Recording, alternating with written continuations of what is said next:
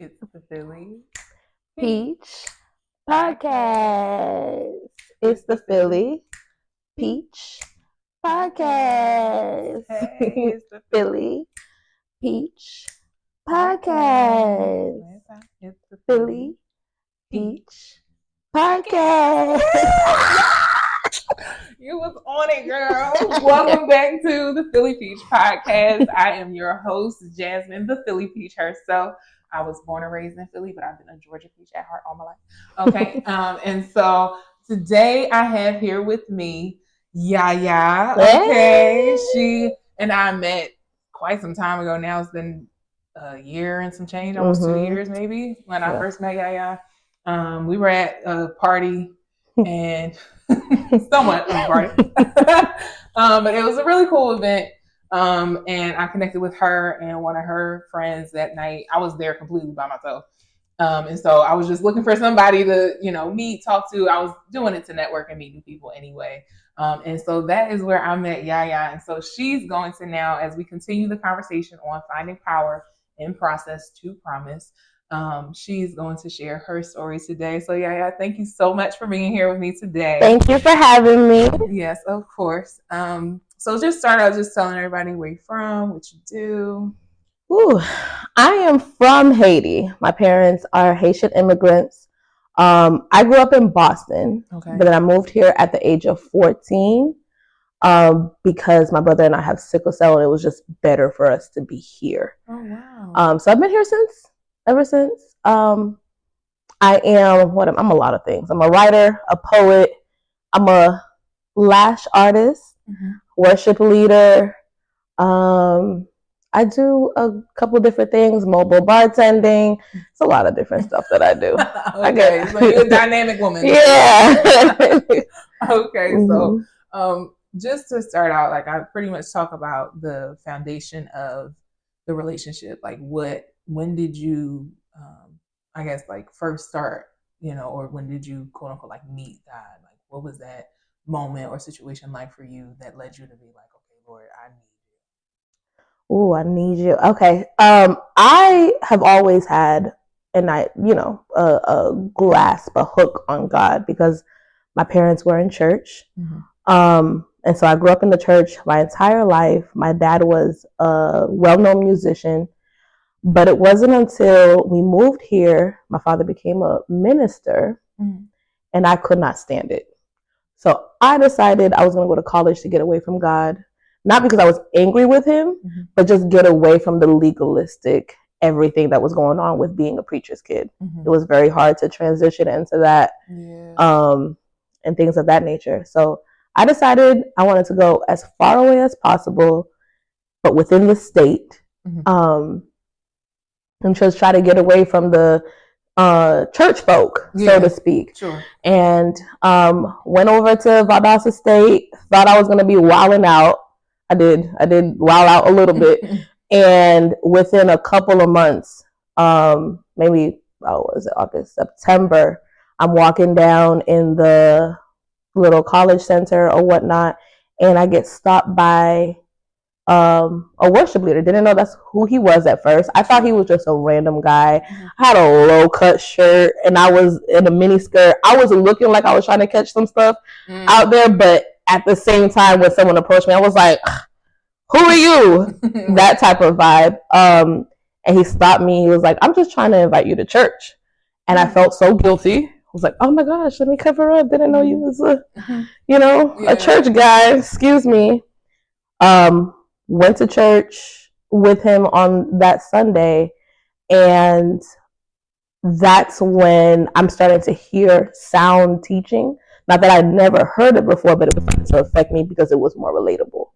And talk about how you actually need, they started to talk about how you actually need the Lord and why you need him. And then by November of that year, I was dunking in the water, getting baptized. Yeah.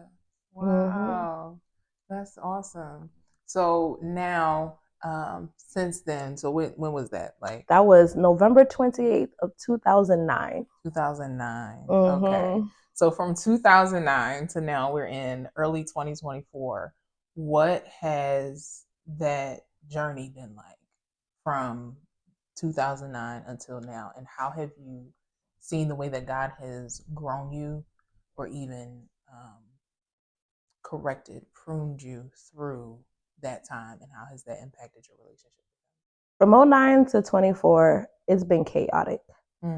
I was on fire, very zealous, like most of us are when we first come to Christ. But when I came back home, the culture, because I am Haitian, was very different from what I adapted to in college. They were more non-denominational, more come as you are, more radical, you know, and I grew up in a more conservative type of faith, you know, that type of thing.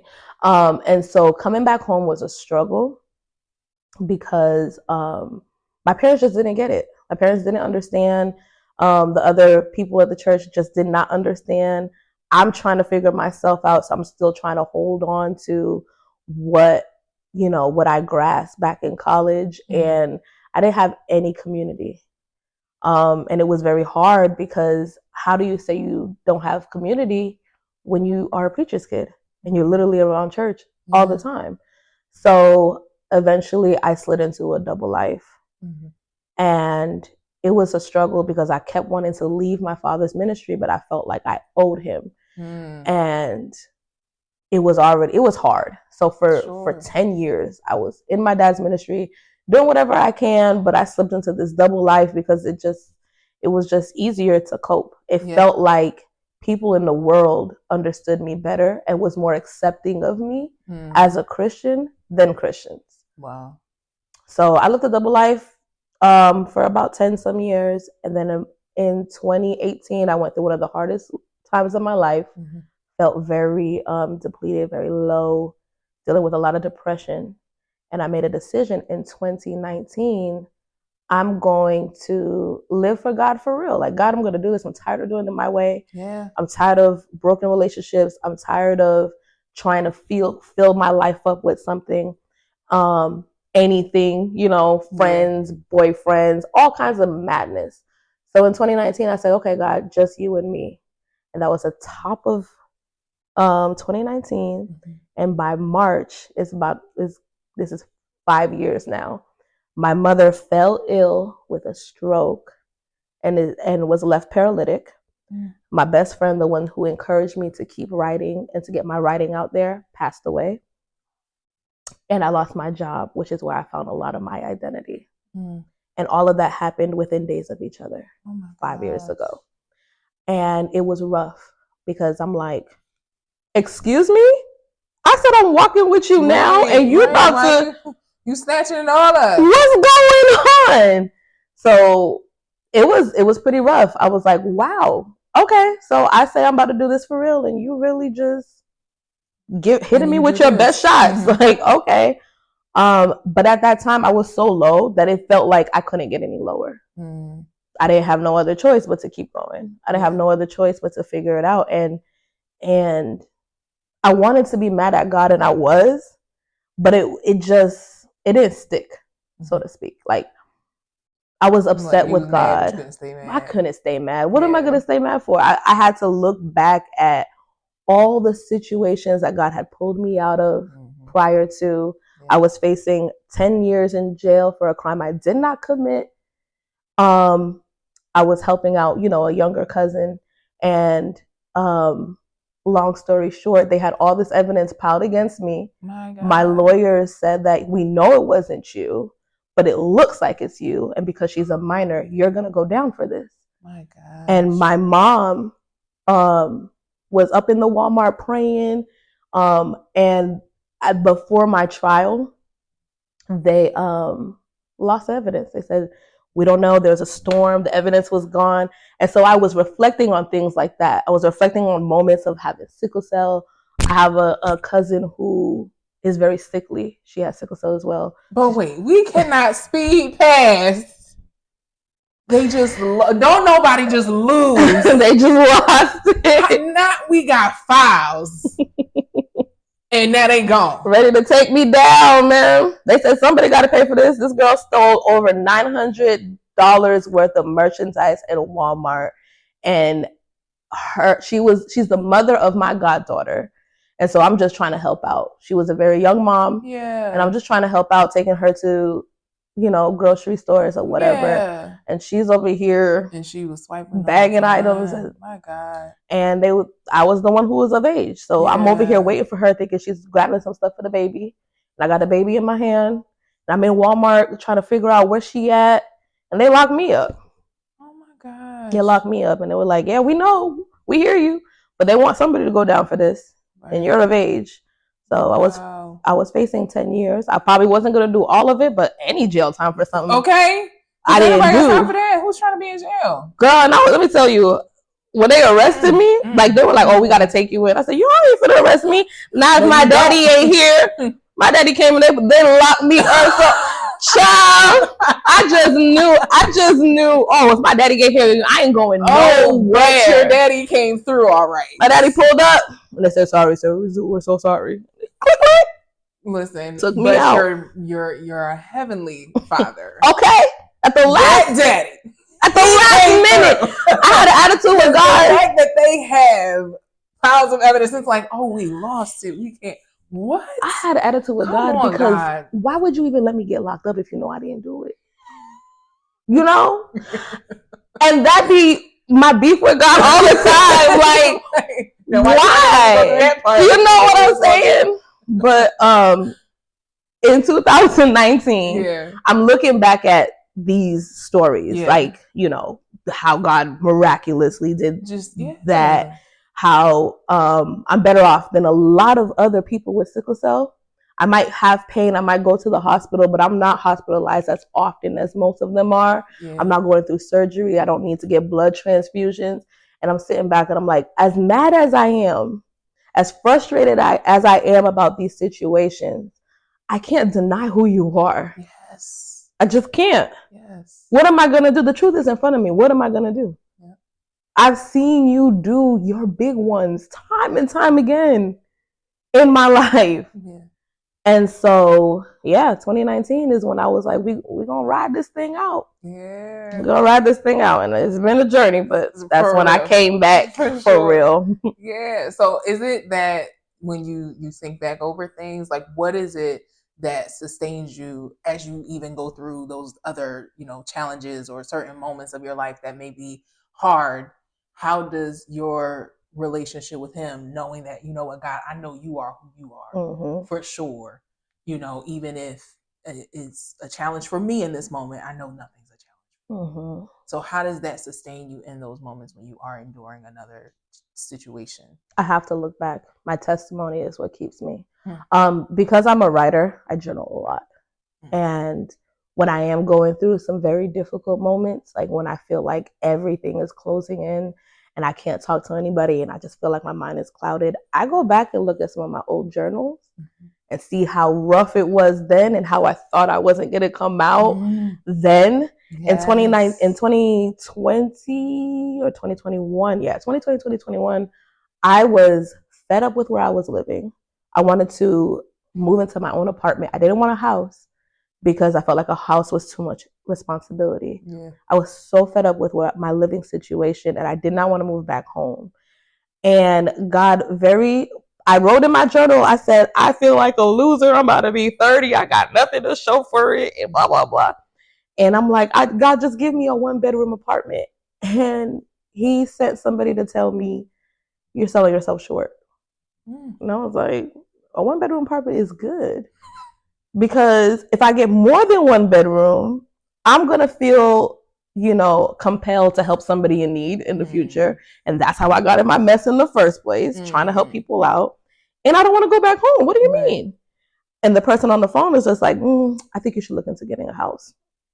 You're crazy. I live by myself. Why would I get a house? Girl, God sent so much provision behind me. And I'm journaling the whole time. I'm journaling like, I feel like I don't have anything. I don't have any value. I don't have any this. I don't have any that. And God is literally sending someone to plant the seed. Hey, you're selling yourself short. He's sending me to ministries where I'm getting prophesied over. Hey, that house you want, God wants it for you too. And then I bought into it. I said, okay, God, I'm gonna get a house on my 30th birthday. It's lit. And then God said, no, you're gonna get it at the end of that year. Like, okay. Had a little attitude, but whatever. Right, because we always got our timeline. It's like, okay, God, come through. And it's like, not right now. When I turned 30, I was supposed to let the world know this is what I've been doing. No. He's like, yeah, no, hold on. He was like, last 3 months of the year. And I was angry, Jasmine. And I looked up. I wasn't even paying attention anymore. I was in such a bad mood. I wasn't even paying attention anymore. Someone sent me a contact. Hey, my sister just bought a house. You should look into talking to her realtor. I don't want to talk to the realtor. He checks back in a couple months later. Hey, you ever talk to the realtor? I'm like, whatever. Let me talk to the realtor.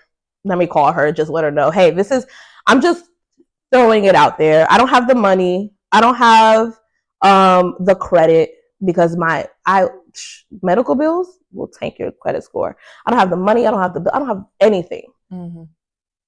But I want a house. So what can you do? And she was just like, okay, let's see what we can do. Okay.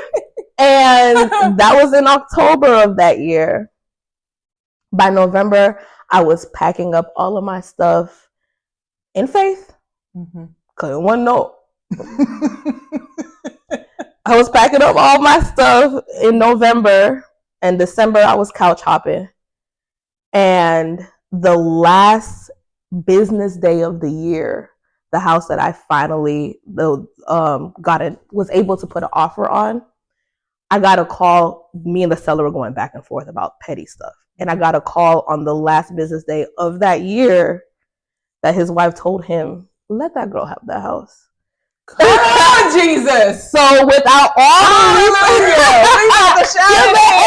because God is good. Come on, not in the last minute, in the last hour, on the last day. When you got on your last dime, He comes through. Yes, ma'am. Come on.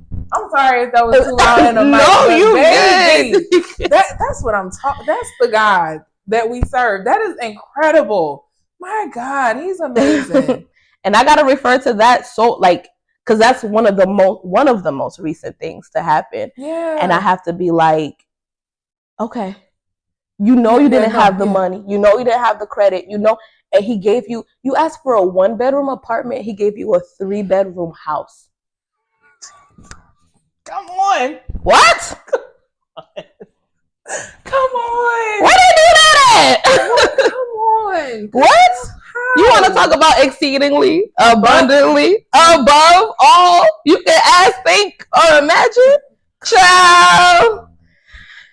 Come on and live this word out, okay? And so when things come my way, God gave me a more current testimony to look back on. Come on. So if I could go a little further, I told you I'm a lash artist. I like to get cute, but I don't like the process of getting cute. I just like to be cute.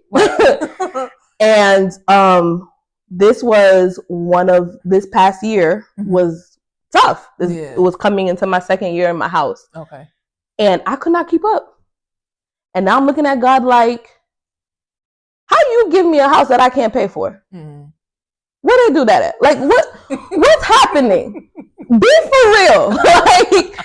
And I talk to God like that in real life. Because that's what I told God. I said, if I'm going to come back to you, I got to be my real self. Yeah. And we just been riding. But I'm like, where they do that at? I told you 1-bedroom apartment. I can't pay for this house. And in September of last year, okay. I, because I'm over here pinching pennies, I'm over here doing my own lashes. And I went to the church one day. I showed my friend. I said, girl, look at my lashes, girl. She said, she gave me this little, they look nice. Okay. Come Monday, we talked about, I said, the lashes still long. She's like, Then she finally was just like, okay, listen to me. Hear me quick. Hear me clear. Hear me in the spirit. I think there's something going on with you on these lashes. I'm like, girl, no, ain't nothing going on. What you mean? And she was like, you might want to consider becoming a lash artist. And I'm looking at her like, no. That's not what I want to do. I just wanted some lashes for me. What do you mean? And she was like, all right, yeah, just submit it to God. And I was like, dang, you really, okay, adamant about this. So I submitted it to God in September, and I'm waiting to hear him like, okay, God, tell me if this is what you want me to do, because I'm broke. I want to be able to get myself cute again and do everything that I want to do. And I'm trying to claim all your riches in heaven, and it ain't working.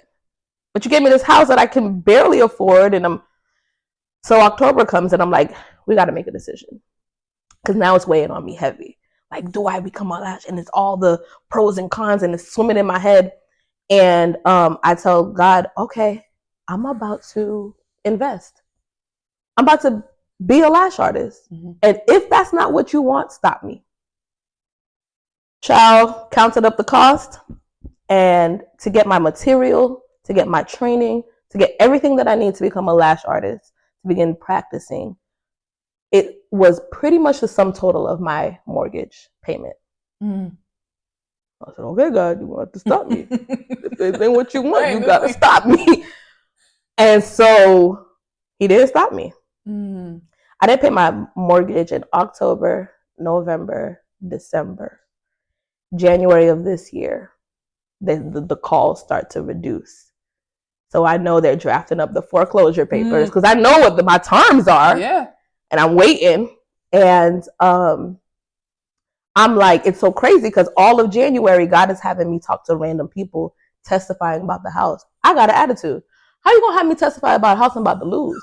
What's going on? Right. And I'm like, okay, you gave me this house. I told God, I'm fasting, I'm praying. I said, at the end of the day, I started with nothing. So as long as you help me to walk out with my head held high, I'll be okay. Don't let it hurt too bad. But I'm okay, because you gave me this house and you can take it away. That's what I'm thinking. Yeah. Child, the end of January comes. There's a service at my church. On the 26th of January, there's a service at my church, and I haven't told anybody what's going on, but I'm believing God, like, God, you're going to do something. And there's a prophet. He starts prophesying over my friend, the one who told me to try the lash. He's like, financial freedom. And for a split second, I'm like, not you giving her the prophecy I need. I'm about to lose my house. Mm-hmm. And as soon as I thought that, I was like, oh, sorry, Lord. Let me chill out. If you're going to do it for her, you're going to do it for me too. You already in the neighborhood. That following week, I was like, I'm going to testify. Something's going to happen. Something's going to happen. Nothing happened. The last week of January, I'm having more conversations. God is bringing people to talk to me about the house and all of the things. And that Wednesday, the last 2 days of the month, a girl calls me, and I'm just talking, and then an email comes. It looks like it's spam, and I'm ignoring it, but the Holy Spirit's like, read it. And I'm like, well, if it's spam, I'm not going to read it on my phone. I'm going to read it on my computer. I set my phone up, and I pull it up, and my friend is like watching me as I'm telling her. She's like, oh, you're so inspiring. And it's like, God wouldn't let me tell her I'm about to lose the house. He wouldn't let me tell anybody I'm about to lose the house. And I was like, yeah, girl, thank you. I opened up the email, and the letterhead is from my mortgage company. And it says, you have to pay X amount of money by the 1st of April to make your account current for your mortgage. And I'm like, how? How is that I'm like, this is a sick joke. This is a spam. October, November, December, January, and we're going into February, and 4 or 5 months without paying. What are we talking about? I called these folks the next morning to confirm, and they told me, they said on the 26th, the day I'm over here claiming folks' prophecy, on the 26th, we saw that an application was submitted for review to tack your debt to the back of your loan.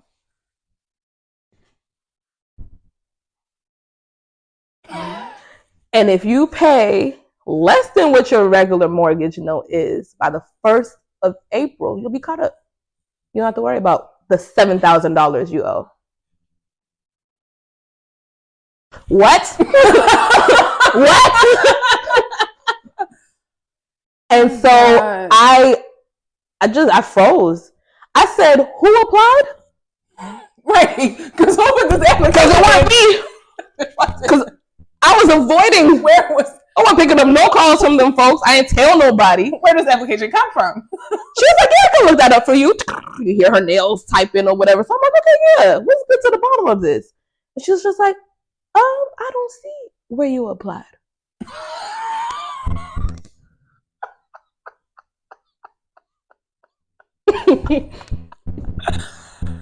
Jesus, come on. When he said, I am a way maker, he's out here making. I said, well, you part Red Seas. You apply for applications too. That's crazy. What? Lord. Okay, come on. Putting in the Ep.4. And they said it was under review on the night of that service where I was claiming prophecies. And I realized, I said, after the shock wore off, I sat there and I said, I used the money to pay for one promise, which is the house. Okay, the house. The money to pay for that promise that God gave me. I used that to invest in, just take a leap of faith on something else that God stirred my friend up. He didn't even stir me up about it. He stirred my friend up about it. And I used that to invest in myself. I took a leap of faith and I just went for it. And he affirmed 2 in 1. You are a homeowner and you are a lash artist. Go forth. 2 in 1. So good at being a good dad.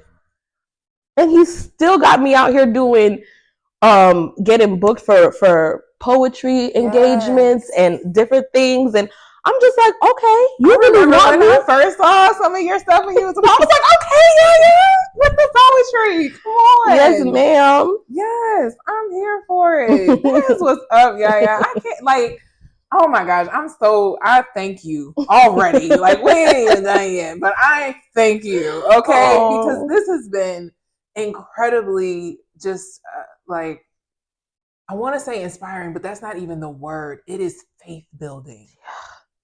To hear, this is why the word says that we overcome by the blood of the Lamb and the word of our testimony.